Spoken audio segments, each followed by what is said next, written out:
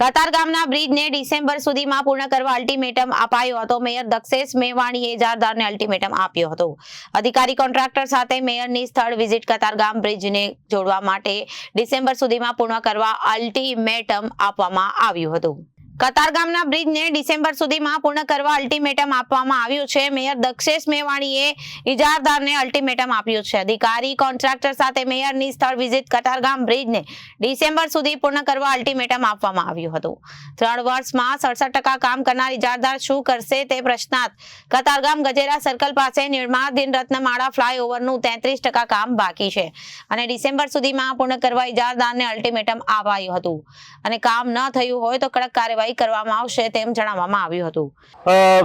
એક લોકોમાં એક હોવાપો તો આ બ્રિજ કેમ લેટ થાય છે। આપણી ચેનલના માધ્યમથી હું જાણ કરું છું કે એ બ્રિજની નીચે ઘણી યુટિલિટી આવતી હતી, એના હિસાબે 10 મહિના યુટિલિટી ચેન્જ કર્યો। સુરત મહાનગરમાં મોટો ભાર પડતો હતો ને યુટિલિટી ચેન્જ કરવાના હિસાબે બ્રિજની ડિઝાઇન પણ ચેન્જ કરવી પડે એમ હતી। એટલે મેં યુટિલિટી ચેન્જ નહીં કરી ને ડિઝાઇન ચેન્જ કરી, એટલે મહાનગરપાલિકામાં ભારણ પણ ન પડ્યું। 10 મહિના જેટલો લેટ ચાલુ રહ્યો હતો, પણ ડિસેમ્બર સુધીમાં ચોક્કસ અમે લક્ષ્યાંક આપ્યો છે એટલે ડિસેમ્બર સુધીમાં હવે 67% જેટલી કામગીરી પૂરી થઈ છે। એટલે હવે જે કામગીરી બાકી છે તે ચોમાસામાં પણ કામગીરી થઈ શકે એવું છે।